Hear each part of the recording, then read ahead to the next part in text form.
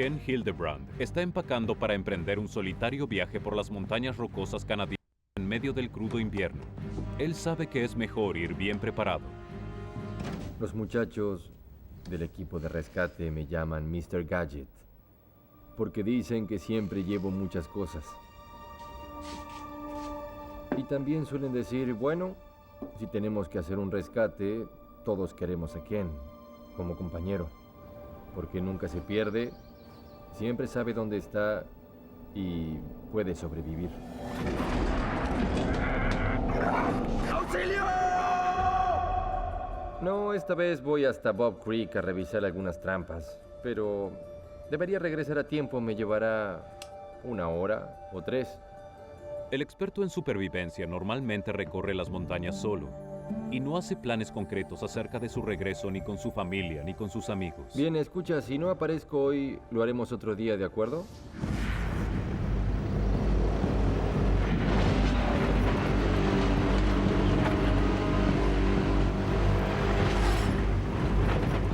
Ken es un cazador de animales registrado y en este viaje revisará las trampas para castores que colocó el día anterior.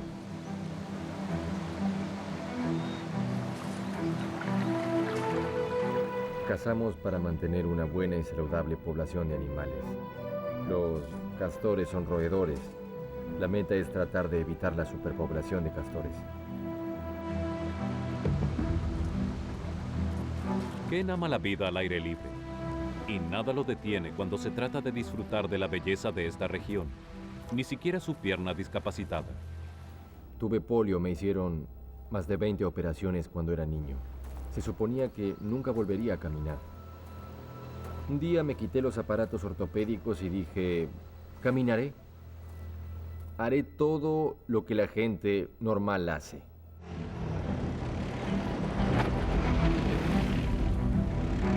Movilizarse por esta desolada región es un verdadero desafío. Ken lo hace a bordo de su confiable corcel, su cuatriciclo. El terreno es muy escarpado. Es una zona de muchas montañas. Las colinas son muy empinadas.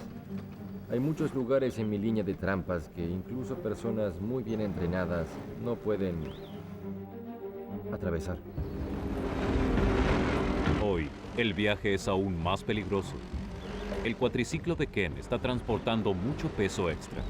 Mi cuatriciclo sin combustible pesa alrededor de 270 kilos.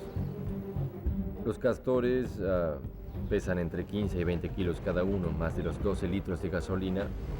Sí, suma 450 kilos. Una camioneta pequeña probablemente tiene ese peso. La temperatura cae por debajo de 0 grados. El viento sopla con fuerza. Por lo tanto, Ken da por terminado el día. El viento soplaba al menos a 80 kilómetros por hora.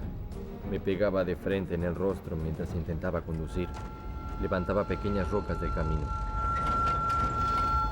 De repente sentí un dolor muy agudo en el ojo. Parpadeé y sentí que tenía algo así como pasto en el ojo. Al segundo que solté el manillar, logré quitar un manojo de pasto de mi ojo.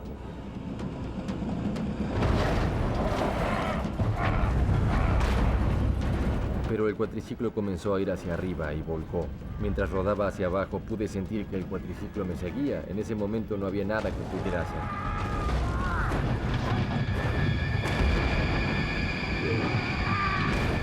Me pareció que caía muy rápido y que quedaría fuera del camino del cuatriciclo. Pero entonces, ¡bam!, todo pasó muy rápido. El golpe me dejó boca abajo con el rostro pegado al suelo. Luego sentí un dolor insoportable en la pierna. Podía sentir mi pie, podía sentir mi tobillo totalmente dislocado y los huesos quebrados. Casi vomité a causa del dolor.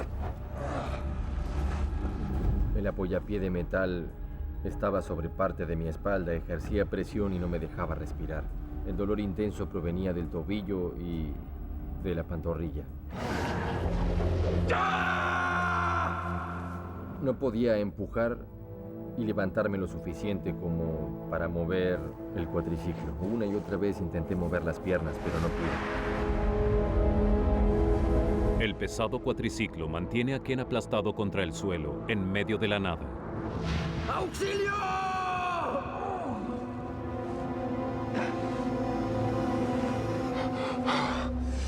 Como paramédico de la unidad local de rescate, el primer instinto de Ken es tratar de calcular la severidad de sus lesiones.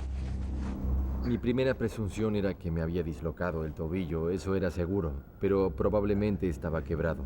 También pensé que el daño en mi rodilla derecha era importante porque me dolía muchísimo. Mi pierna discapacitada no es muy grande. Por cierto, no es más grande que esto. Cuando me estrellé contra el suelo, pensé casi seguro me rompí la rodilla. El peso del cuatriciclo de Ken más el equipo de supervivencia ejercen una enorme presión sobre su pierna discapacitada, causándole un dolor insoportable. Su pierna derecha quedó encima y ejerce presión sobre su pierna discapacitada, cortándole la circulación desde la pantorrilla hasta el pie. Ken sabe que para evitar daños permanentes debe actuar rápido. Mi primera reacción fue: necesito salir de abajo del cuatriciclo, incluso si tengo la pierna quebrada. Por lo tanto, miré a mi alrededor y traté de buscar algo que me pudiera servir. Todo el equipo de Ken continuaba amarrado al cuatriciclo. Solo su hacha se había desprendido durante la caída, pero estaba casi fuera de su alcance.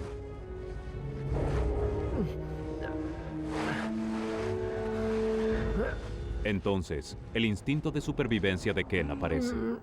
Siempre llevo un encendedor colgado al cuello y una brújula amarrada a un cordel.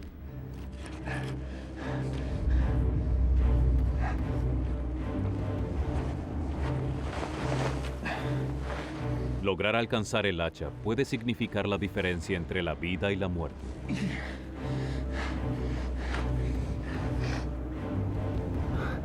Vamos. Para Ken, el hacha es su única vía de escape.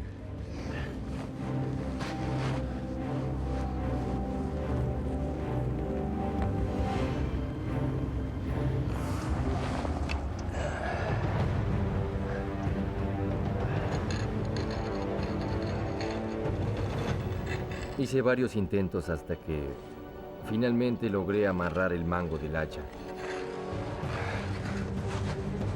Inmediatamente pensé, tal vez puedo usar el hacha como palanca para poder levantar el cuatriciclo. Pero atrapado boca abajo, es imposible para Ken hacer suficiente palanca sobre el mango del hacha para levantar el cuatriciclo. Entonces pensé, estoy atrapado aquí, de verdad estoy atrapado. Pero cuando se está en una situación así hay que intentar algo y si no funciona hay que intentar algo distinto. Recuerdo que pensaba, si puedo reducir el peso del cuatriciclo, quizás tenga más opciones de salir de aquí.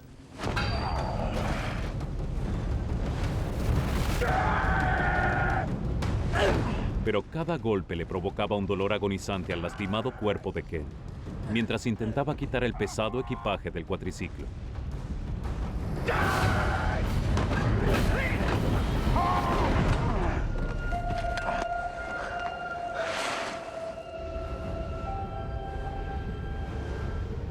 Entonces pensé, tal vez si puedo apilar los castores uno encima del otro y luego colocar el hacha allí, sobre la pila. Con los castores bajo sus brazos, Ken espera que esta altura extra marque la diferencia.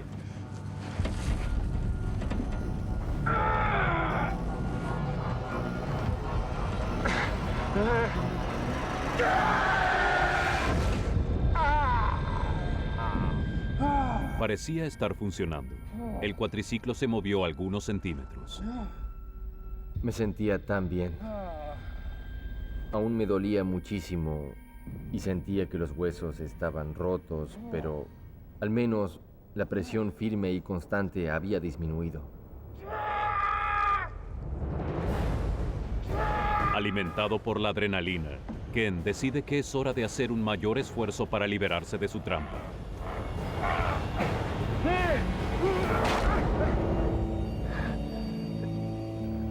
Había quebrado mi mejor oportunidad de salir de allí. Me dije, ¿qué hago ahora? ¡Auxilio!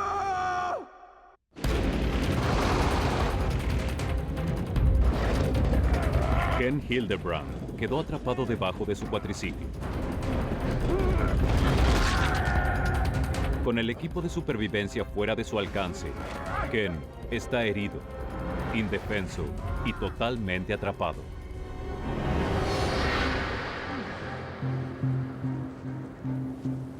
Intenté todas las vías posibles. Pensé si pudiera hacer esto o si pudiera hacer aquello.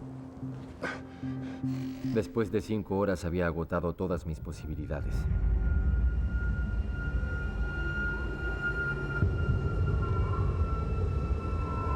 La oscuridad se está acercando. Las montañas rocosas son letales de noche, especialmente en invierno, cuando la temperatura puede descender hasta 20 grados bajo cero. El viento fuerte y helado baja por las laderas de las montañas, y estas ráfagas huracanadas le juegan malas pasadas a la mente de Ken. Escuché algo y pensé, ¿realmente escuché algo o es solo mi imaginación?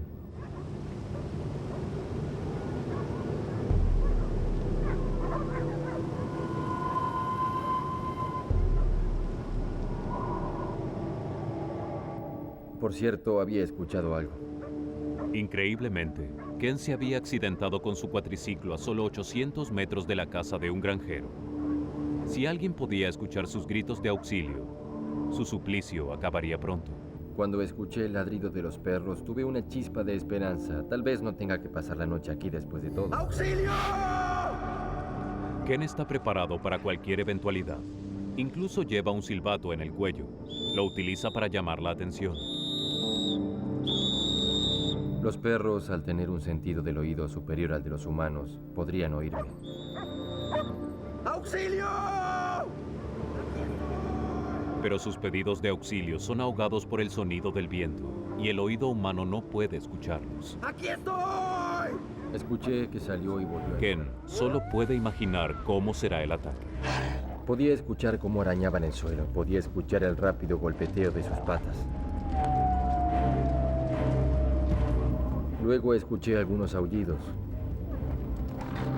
Después de eso escuché más patas. No sabía dónde estaban. Podían estar a 180 metros de distancia o podían estar por detrás. Sin duda estaban muy alborotados y se agitaban unos a otros. A medida que los coyotes se acercan a su presa, descubren a uno de los castores muertos que se había desprendido del cuatriciclo durante la caída. Sonaba como si estuvieran peleando por la presa. Sonaba como si estuvieran más cerca.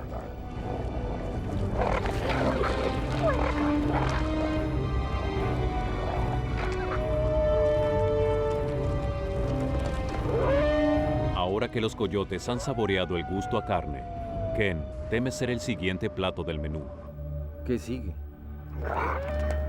¿Se pondrán más agresivos?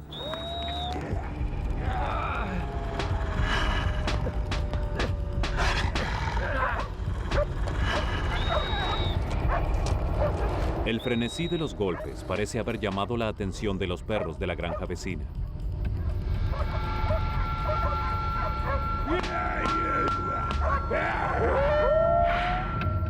Pero una vez más, el sonido del viento impide que el oído humano escuche los ruidos.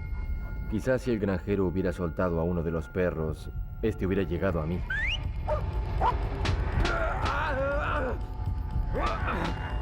¡Vamos!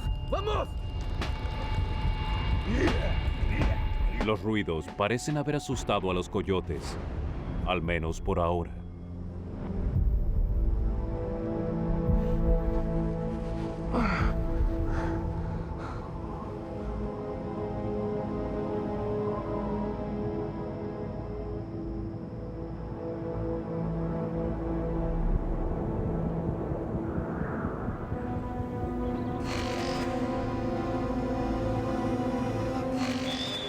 Al amanecer, Ken continúa atrapado, y ya han pasado casi 40 horas. Las posibilidades de rescate parecen estar muy cerca, pero al mismo tiempo muy lejos. Cada vez que escuchaba el ladrido de los perros y cada vez que escuchaba que el granjero abría la puerta hacía sonar mi silbato. Pero no pasaba nada. Era algo muy frustrante, verdaderamente frustrante. ¿Qué está pasando? ¿Por qué no aparece algo que pueda ayudarme? ¿Por qué no puede cambiar mi suerte? Sabía que si quería sobrevivir debía mantenerme despierto.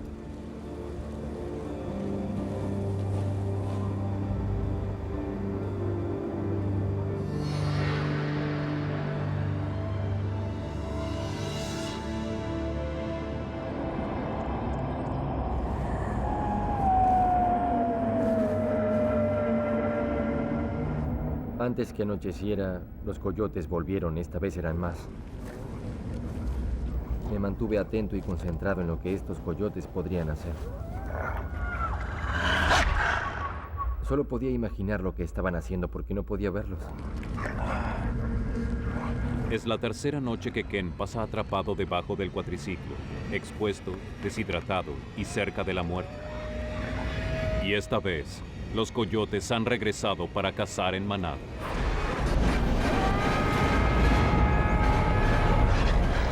Mis posibilidades eran muy pocas.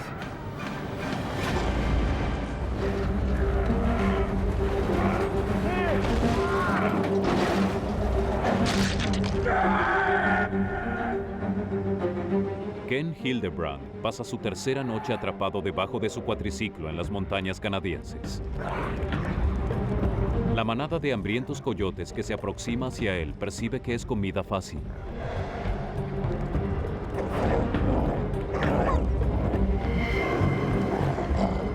Ellos son muy versátiles en sus tácticas de ataque.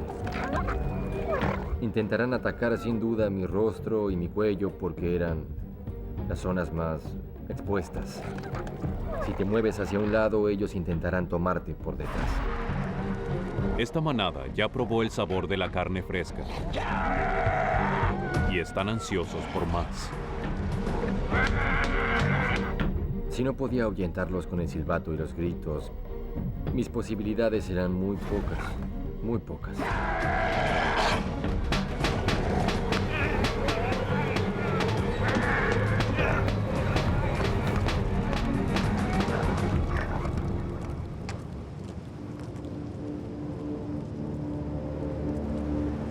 Los gritos de Ken son suficientes para alejar a los coyotes.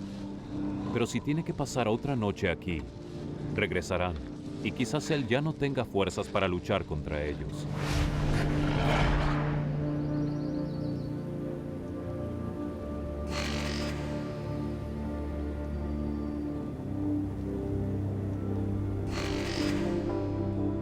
Dios Todopoderoso.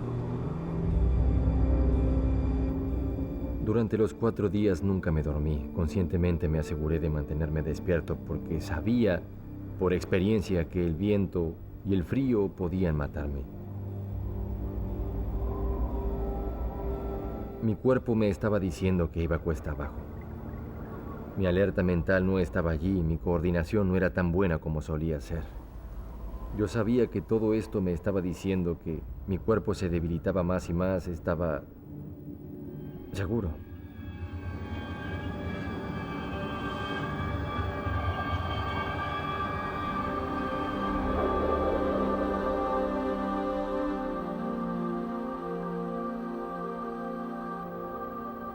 Mi familia era mi primera prioridad. Yo puedo lidiar con cualquier cosa que se presente, pero ¿cómo lo harían ellos? ¿Cómo les afectaría? Pensé que si no lograba sobrevivir, mientras estuviera en uso de mis facultades, estaba a tiempo de escribirles un mensaje, debía escribirles un mensaje, por si acaso.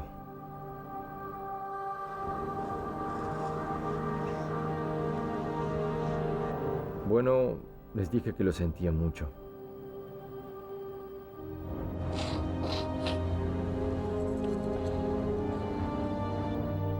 y que los amaba.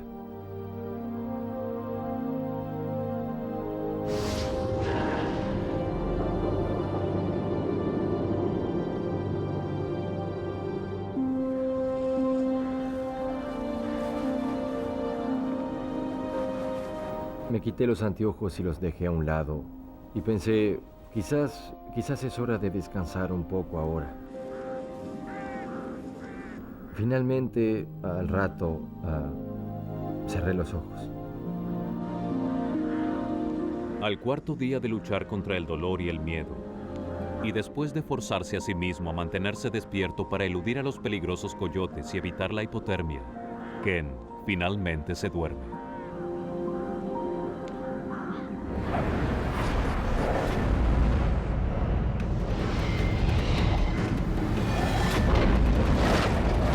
En las montañas rocosas canadienses, después de pasar 3 noches atrapado debajo de su cuatriciclo, el cuerpo herido y exhausto de Ken Hildebrand finalmente se rinde.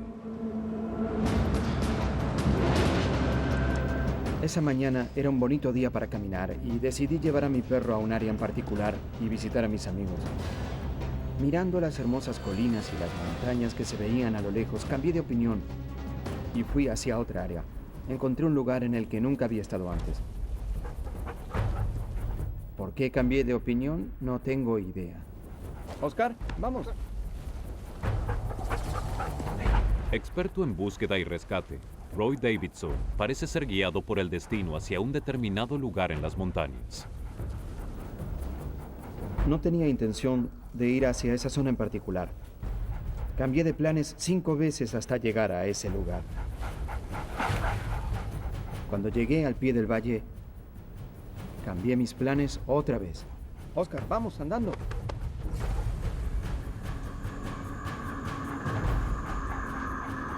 Miré a la distancia y vi el cuatriciclo. Me pareció que había algo o alguien debajo de él. Oscar, vamos. Trabajo en búsqueda y rescate. Y 1 año atrás habíamos hecho una búsqueda. Estuvimos buscando un cazador en cuatriciclo que había desaparecido. Cuando lo encontramos, estaba atrapado debajo del cuatriciclo y estaba muerto. Oscar. Oscar, Oscar, Oscar. Era exactamente el mismo escenario. Imaginé que había alguien atrapado allí abajo y que probablemente estaba muerto. Escuché algo. ¿Era mi mente que estaba jugando conmigo o era verdad? ¿Me quedé dormido? ¿Estaba soñando o...?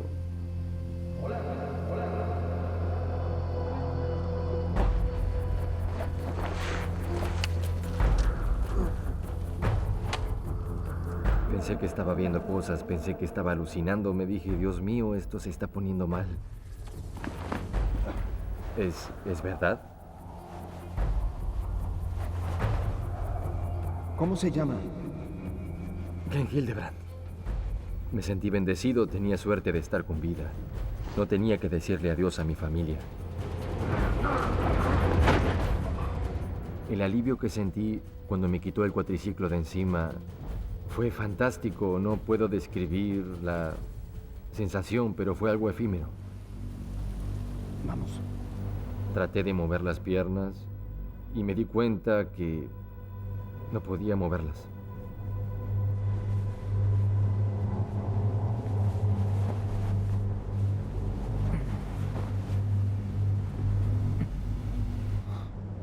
Pensaba que sus piernas, o al menos una de ellas, estaba quebrada.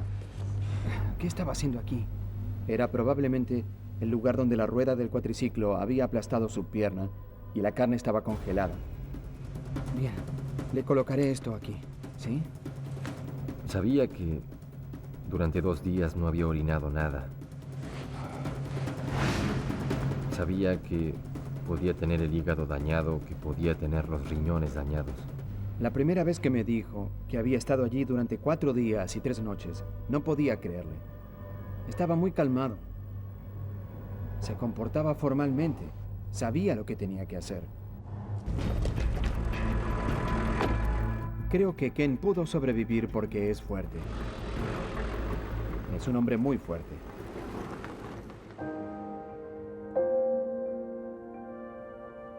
Los cirujanos lucharon para salvar la pierna derecha de Ken, pero finalmente debieron amputarla, dejándolo con una prótesis ortopédica y su pierna discapacitada por la polio. Pero con la misma determinación que tenía cuando era niño, Ken está caminando otra vez. No tenía duda. En mi mente sabía que caminaría otra vez. Volvería a caminar. No se trata solo de la persona que sobrevive, es toda la familia que tiene que lidiar con los problemas que se presentan. Pero si se aman unos a otros, se puede lograr.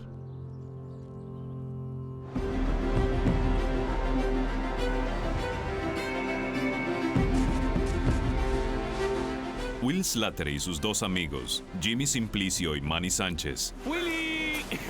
estaban pasando unas vacaciones de ensueño saltando en paracaídas en Costa Rica. Costa Rica es fantástica para el paracaidismo. El cielo es absolutamente maravilloso, azul, transparente, hermoso. Todos saltábamos en pantalones cortos. Era increíble, nos sentíamos muy cómodos saltando. El lugar tiene muy buena vibra. Eran las vacaciones perfectas en un lugar exótico y tropical. Will y sus amigos habían viajado a Costa Rica desde California, donde todos eran miembros del mismo club de paracaidistas. ¡Por los Blue Skies! ¡Por los Blue Skies! Al día siguiente, Will se preparaba para su último día de saltos, y como siempre, la seguridad era su preocupación más importante. Siempre reviso mi equipo una y otra vez. Probablemente soy más cuidadoso que la mayoría de las personas, pero tiendo a revisar mi equipo varias veces para asegurarme de que todo está en orden. Soy una persona aventurera, pero no soy de ninguna manera irresponsable. No haré algo que pueda matarme. La gente dice que soy muy conservador. Si uno presta atención a su equipo y a dónde se supone que debe ir cada cosa y las mantiene en su lugar, es un deporte muy seguro. Oye, Will, ¿estás listo? Sí, amigo. Bien.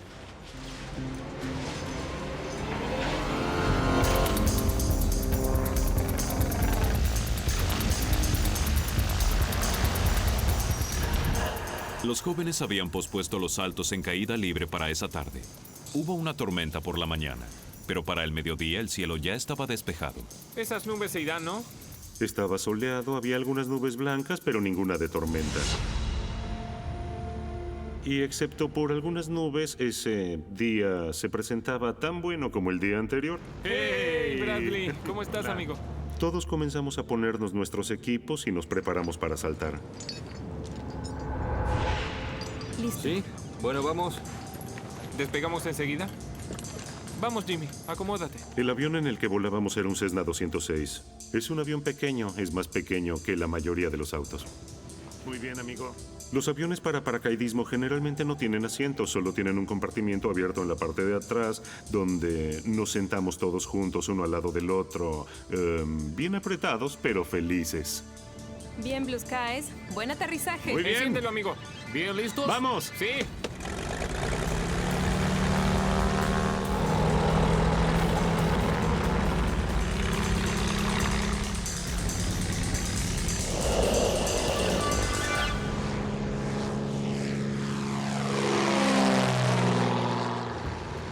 ¿Estás nervioso, amigo? Te ves nervioso, ¿eh? Novato, todo saldrá La bien. atmósfera a bordo era relajada. Sí, lo estás. Yo estuve allí, estarás bien. Pero mientras el avión ascendía, el clima comenzaba a desmejorar. A los 10 o 15 minutos de despegar entramos en una zona de nubes. A partir de allí, durante unos 20 minutos, estuvimos rodeados de nubes completamente. Alrededor del avión era todo blanco. No veíamos tierra, no veíamos océano, no veíamos nada. Muy densas, ¿verdad? Inquietantes. Un tanto preocupante.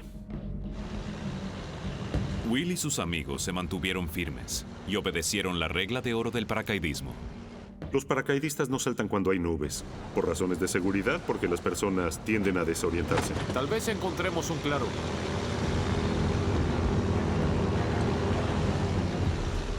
Esperábamos salir de las nubes en algún momento. Pero eso nunca pasó. Sin poder ver ningún claro entre las nubes, decidieron regresar. No valía la pena correr el riesgo. Son muy densas. Estábamos un poco decepcionados, pero todos habíamos saltado muchas veces, lo superaríamos. Estábamos acostumbrados a las nubes y no saltábamos cuando había nubes, estaba todo bien. Pero mientras el avión giraba para regresar a la base, se encontraron con un grave problema. A los 20 segundos de haber entrado en una turbulencia menor... ¡Dios, odio esta parte! La cosa empeoraba. Luego, el avión entró en una zona de mucha turbulencia. Sin duda no estaba feliz, no quería estar en un pequeño avión volando a la deriva por el cielo. ¡Ay, no! ¡Vamos, Will! ¿Qué es esto? ¡Intenta ¿Qué es abrirla! Segundos después, el avión había perdido el control. ¡Vamos, haz algo! ¡Vamos! El avión estaba fuera de control, había comenzado a dar vueltas. De repente estábamos en el techo, luego en el piso y de nuevo en el techo. Estaba asustado. ¡Tenemos que saltar! ¡Ábrela! ¡Vamos! No era mucho lo que podíamos hacer excepto permanecer en el avión o saltar. Quita el seguro, quita el seguro. Mientras el avión caía en picada hacia tierra, Will y sus amigos no tenían opciones. La emergencia requería de una acción drástica. En ese momento todos comenzamos a ir hacia la puerta. Queríamos abrirla. Era lo único que podíamos hacer. Nos llevó 4 intentos lograr abrir la puerta porque la presión del aire contra el avión era muy fuerte. A pesar de no saber a qué altura estaban volando ni si tendrían tiempo para que los paracaídas se abrieran, se lanzaron al vacío. Una vez que abrimos la puerta, todo mi ser salió del avión. No quería estar allí, eso lo sabía. Confiaba en mi equipo, confiaba en mi paracaídas, no confiaba en ese avión en ese momento. Así que salté. Entre 5 y 8 segundos después, mi paracaídas automático se abrió. Eso significa que caía a mucha velocidad, a 210 metros de la tierra.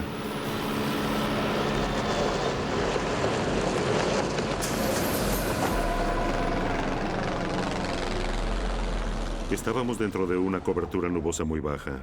Fue un shock para mí. En ese momento miré alrededor para ver dónde estaban mis amigos y vi a Jimmy debajo de su paracaídas en dirección opuesta a bastante distancia.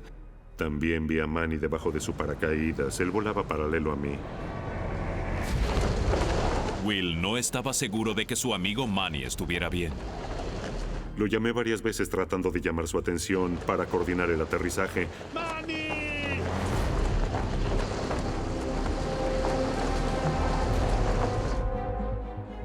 Pero nunca respondió. Se lo veía como colgando. Su cabeza colgaba hacia adelante. Seguramente se había golpeado contra el avión cuando saltó. Y pensé que podría estar muerto. Pocos segundos después de saltar, Will caía a tierra a 65 kilómetros por hora, sin tener la menor idea de dónde iba a aterrizar. Las perfectas vacaciones saltando en paracaídas en Costa Rica se convirtieron en una pesadilla para Will Slattery y sus amigos. El avión en que volaban entró en una zona de densas nubes y turbulencias, y se vieron forzados a saltar al vacío para salvarse.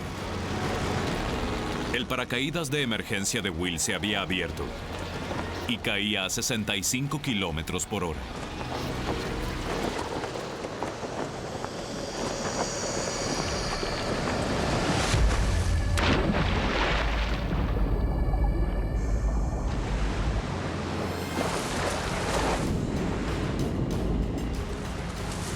El avión se estrelló detrás de mí. Miré hacia atrás y vi la cola del avión que sobresalía del agua.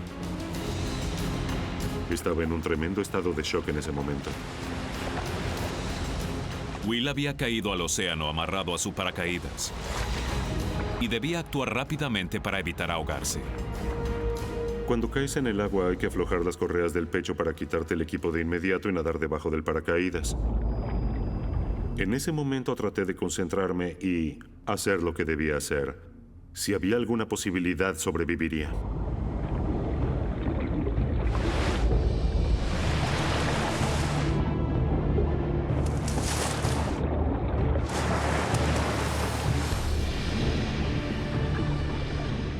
Me llevó 2 o 3 minutos quitarme el equipo y sentí miedo porque podía enredarme con las correas y morir ahogado.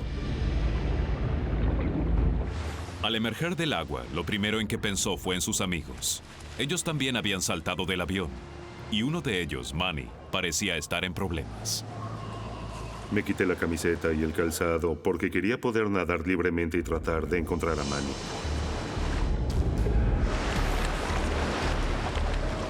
Necesitaba actuar rápido, porque si Manny estaba inconsciente, era importante que llegara a él y mantuviera su cabeza fuera del agua. ¡Manny! ¡Jimmy! ¡Mami! No me respondía, no vi su paracaídas, no vi nada. ¡Manny! ¿Hay alguien allí? Amigo, ¿dónde estás? Por lo tanto, nadé hacia la zona donde pensaba que podía haber caído.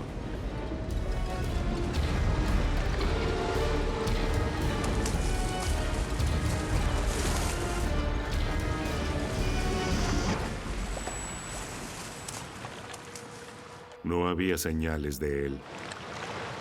Sin sus amigos, Will rápidamente tuvo que enfrentarse a su completa desolación. ¡Hola! Tuve que aceptar el hecho de que estaba solo y con pantalones cortos, en medio del océano. No había nada, el avión se hundió. No vi paracaídas, ni a Jimmy, ni a Manny, ni nada. Solo el océano. Varado en medio del Océano Pacífico, Will es invadido por una total desesperanza. No encontraba la forma de salir de allí. No veía tierra, no vi ningún barco. Pensaba que no había manera de sobrevivir toda la noche en el océano. Si tenía que morir, ¿por qué no moría en el avión en vez de tener que estar aquí luchando hasta ahogarme?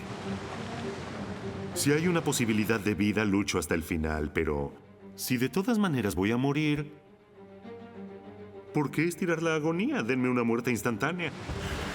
Concéntrate. Will sabía que había caído en aguas llenas de tiburones. Lo que sabía sobre los tiburones es que pueden oler sangre, y me di cuenta de lo vulnerable que era en medio del océano. Si quieren, pueden hallarte a 1 kilómetro de distancia.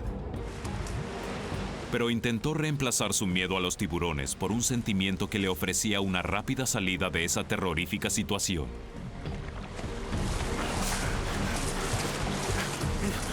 ¿Tienen hambre? No quería que el proceso fuera algo interminable. Después de todo, ¿quién quiere morir lentamente? ¡Vengan a mí! Por eso pensaba que si me comían los tiburones, la cosa terminaría rápido.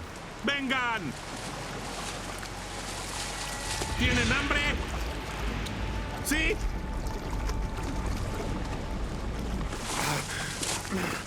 ¡Vengan, aquí estoy! ¡Vamos!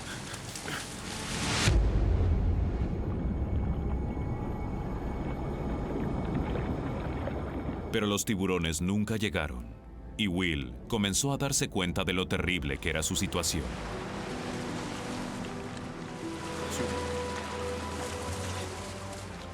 Me di cuenta de cuán insignificante física y visualmente era el océano y cuán imposible era la posibilidad de que alguien me viera. ¡Hey! ¡Ayúdenme! En California, sus amigos paracaidistas sabían que aunque Will estuviera con vida, sus posibilidades de sobrevivir eran escasas. Hospitales también. Aún en Costa Rica el océano es frío. El océano puede quitarle energías a cualquiera o a cualquier cosa que flote en él. Hay botes en camino. Déjame ver si puedo encontrar a alguien en esta línea. A medida que pasa el tiempo, las posibilidades de sobrevivir disminuyen drásticamente. Es una gran porción de océano. La mejor opción siguen siendo los botes.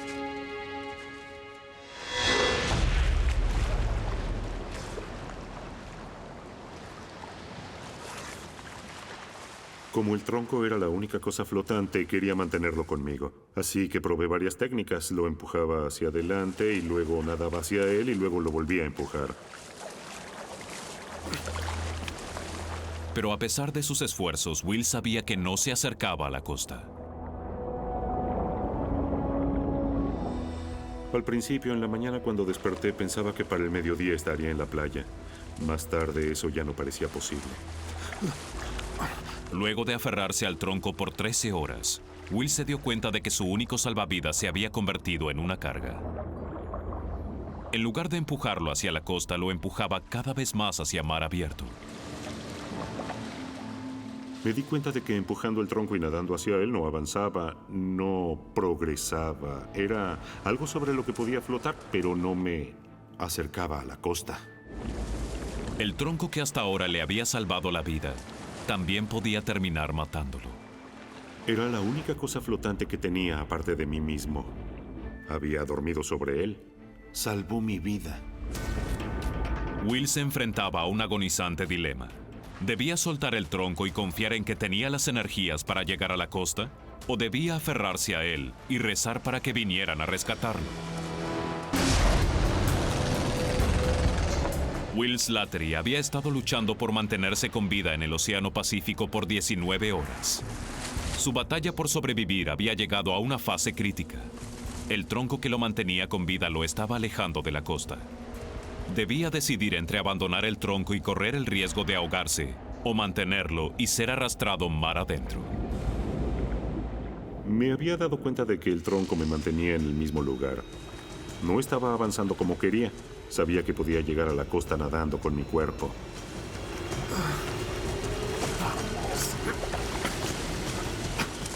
Me resultaba difícil dejarlo ir.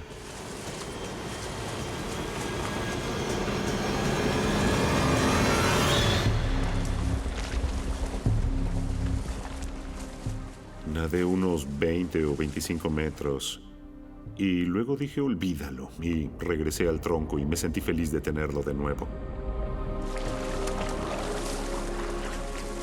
Dejarlo ir era el equivalente a decirle adiós a la única cosa flotante que tenía aparte de mí mismo. Me parecía una estupidez, una verdadera estupidez dejarlo ir. Así nunca lo lograrás. Suéltalo. Solo déjalo ir. Vamos. Las esperanzas de Will de que el tronco lo ayudara a llegar a la costa habían desaparecido. Aunque estaba exhausto, sabía que debía soltarlo. La tercera vez que lo solté, simplemente observé cómo se iba con las olas y se alejaba de mí.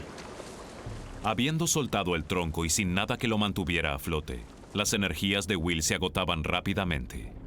Había tragado una peligrosa cantidad de agua salada y sufría de extrema deshidratación. La mayor amenaza en ese momento era mi falta de habilidad para continuar respirando. Respiraba con mucha dificultad, jadeaba. Y sabía que no duraría mucho tiempo así. Los efectos de la deshidratación hacían que la presión sanguínea de Will aumentara y que su pulso se acelerara, provocándole palpitaciones. Estoy en problemas. Si su cuerpo perdía más fluidos corporales, podía quedar inconsciente y ahogarse. Había estado tragando más y más agua salada. Eso sin duda exacerbaba los efectos de la deshidratación. Era como estar bajo el sol y deshidratarse por falta de agua. Oh, Dios mío. Pensaba que era cuestión de minutos para que me ahogara.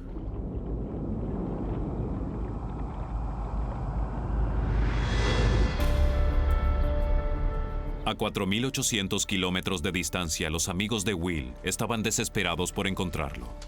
Realmente quería estar al tanto de cualquier tipo de información que pudiera darnos alguna ventaja para poder ayudar a nuestros amigos. Encontramos mapas básicos de Costa Rica, revisamos el pronóstico del tiempo, había habido una gran tormenta en el área. Eso nos confirmó que si el avión había fallado porque había entrado en una zona de turbulencias, habría caído en el océano. Calculamos que por el movimiento de las corrientes podría estar lejos de la costa. Tenemos botes aquí, aquí y aquí. Pero hasta ese momento, ninguno de los capitanes de barcos contactados había encontrado a Will. Y luego de casi 24 horas en el mar, el tiempo de Will se agotaba. Cuando salió el sol, la deshidratación realmente se hizo sentir y comencé a tener alucinaciones. Notaba el grave deterioro de mi estado mental.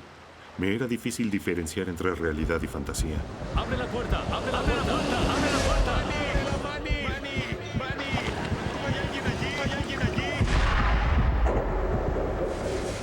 Will había tragado tanta cantidad de agua salada que sus riñones no podían filtrar el exceso de sal. Su cuerpo de a poco se debilitaba y esto le provocaba alucinaciones. Creía que había visto la aleta de un tiburón allí, después miraba hacia otro lado y creía haber visto otra cosa. Sabía que había tortugas que podían abrirme de lado a lado y comerme. Todo eso pasaba por mi mente. Esta tragedia había llevado a Will al borde de la locura y su cuerpo estaba listo para abandonar la lucha. En ese momento sentía que tenía muy poca energía física y mental como para mantener mi cabeza fuera del agua. Había estado padeciendo un dolor insoportable debido a las medusas. La marea había subido y cada vez tragaba más y más agua. Y en este estado sentía que el final era inminente. Sabía que me quedaba muy poco tiempo.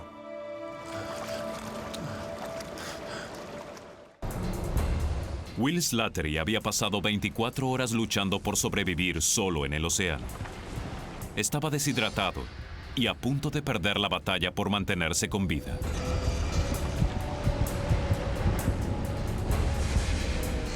Dicen que tu vida pasa como una película frente a tus ojos cuando estás por morir. Y, al igual que la noche anterior, pensaba que mi muerte era inminente, que estaba muy cerca.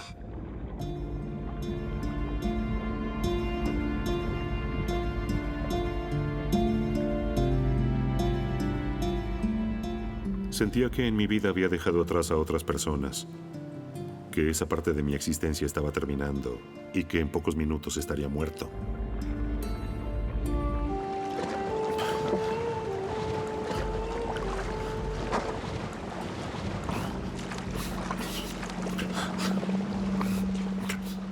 Me puse en posición vertical y me pareció ver un bote, pero no estaba seguro. Mi mente no estaba funcionando bien. Para entonces había estado alucinando mucho. Era posible que hubiera visto un bote, ¿o no? Concéntrate, Will. Concéntrate.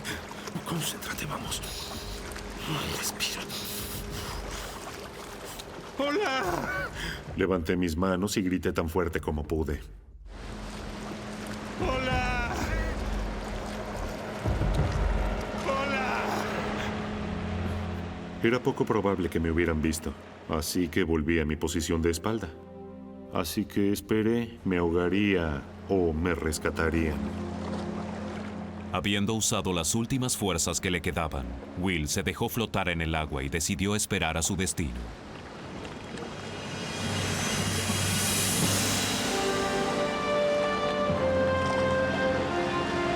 ¡Mira allí! ¡Ey! Miré hacia arriba y los vi. Al principio no lo podía creer. ¿Qué le sucedió, señor? Will había estado a la deriva a kilómetros de distancia del área de búsqueda y por pura casualidad fue visto por un grupo de pescadores.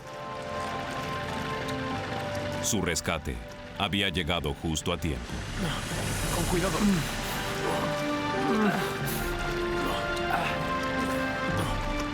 Me dijeron, sube al bote, y contesté, no puedo. No tenía fuerzas. Vamos. Eso es. Tuvieron que ayudarme a subir. Creo que estaba tan impresionado como cuando vi al avión estrellarse. ¿Cómo se llama?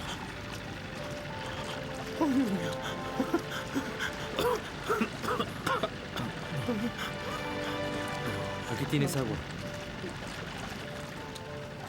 No podía creerlo. Después de haber caído en medio del océano, mi gordo trasero había sobrevivido 24 horas en el océano. No. Cuando me enteré que Will estaba vivo, me sentí alegre. No solo había sobrevivido al accidente, había sobrevivido al accidente y al océano. Unos días después, los cuerpos y los restos del avión fueron rescatados del océano. Los amigos de Will, Manny Sánchez y Jimmy Simplicio, junto al piloto y los demás pasajeros, murieron como consecuencia del accidente. Will fue confirmado como el único sobreviviente.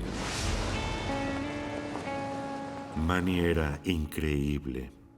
Parecía un dibujo animado, un niño, era un hermoso ser humano. Y Jimmy también era un personaje enigmático e increíble.